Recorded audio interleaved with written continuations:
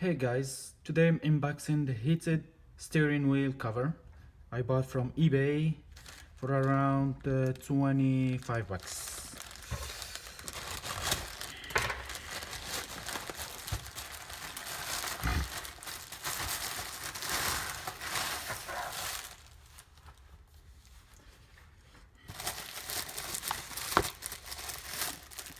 Steering wheel cover.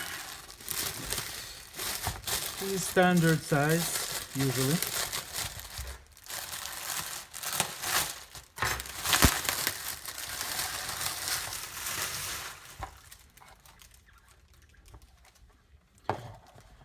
This is the charger.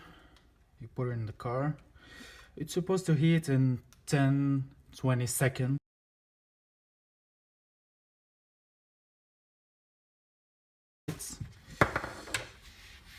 It's nice.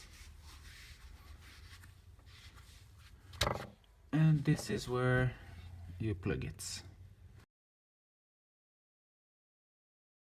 And you should take off the charger.